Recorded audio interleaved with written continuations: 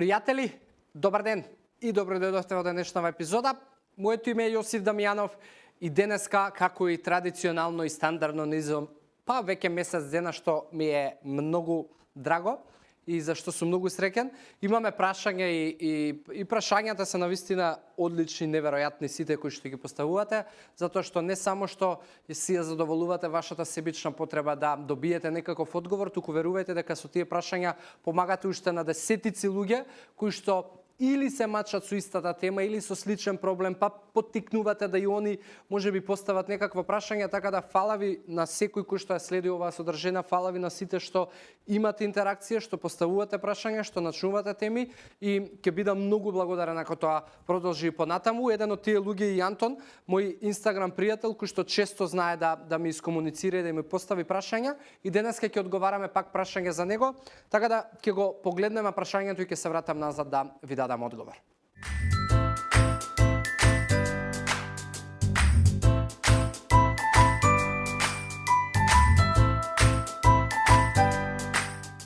Антон, организмот реално не му треба да му дадеш ти информација дека слушај, еве ти витамин С затоа што планирам да се настинувам или еве ти протеин затоа што ќе планирам да вежбам. Не постои така,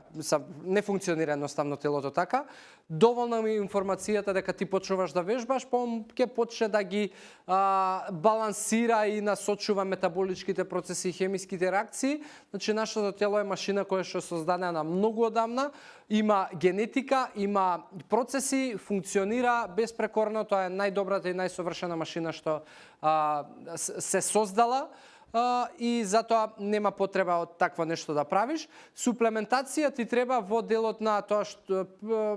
особено после вежбање, па и можеби пред вежбање, зависи каква ти е целта, но на што јас константно го зборувам и Кристина го праша во понеделникот, односно не знам дали беше понеделникот, небитно, во некој од претходните епизоди. Кристина исто ме праша дали е добро да конзумира L-карнитин пред вежбање и сурутка после вежбање. Јас ќе ти кажам дека е добро да ги направиш тие две работи, да имаш можеби некаков стимуланс пред вежбање, дали е L-карнитин, дали е гуарана, дали е некој кофински чај, дали е можеби некаков друг додаток кој што ќе стимулира малку повеќе енергија за да дадеш малку повеќе труд во самиот тренинг и да потрошиш повеќе. И се разбира, регенерацијскиот оброк веднаш после вежбање е многу важен, во тие 30-40 минути да го запазиш тој метаболички прозорец и да ја почнеш регенерацијата на мускулите, но ако твојот проблем е повредата која што те оттргнала од вежбањето, тоа ќе значи прво да почнеш малку со умерени вежби, да го навикнуваш телото и мускулите и да можеби ако се работи за фитнес, ја би те советувала првиот месец да тоа биде 3 пати неделно вежбање и да едноставно не вежбаш само една група на мускули, туку во секој тренинг да ја опфаќаш секоја група на мускули. Да направиш 2 вежби за грб, 2 вежби за гради, 2 вежби за, не знам, за рамо, за нозе, за стомак и така натаму, да правиш комбинации со помали тежини, со помали повторување интензитет, за да му дадеш некаков сигнал на телото и да почнеш да го спремаш за да ојача за идните потешки тренинзи. И се разбира од суплементација, ако се работи за повреда на колена, за кичма, за можеби зглобови, споеви и така натаму, јас би те советувал омега-3 да инкорпорираш и микронутритивната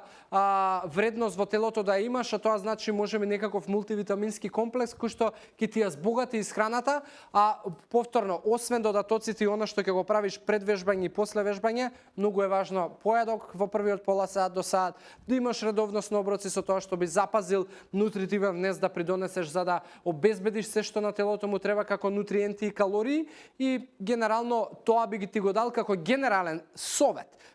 Нешто што е општо кажано, но пак ќе кажам, за да биде тоа индивидуализирано, не дека е квантна физика е многу сложено, но ќе ми требаат повеќе информации ако можеби подетално сакаш да ти помогнам. Верувам дека ти давам некои добри насоки и како и да ако дополнително нешто можам да ти помогнам и да те насочам, обрати ми се слободно назад на приватна порака во Инстаграм и се разбира, пак ќе ви кажам, секого од вас го охрабрувам да го прави тоа, затоа што овие теми се супер да ги споделуваме со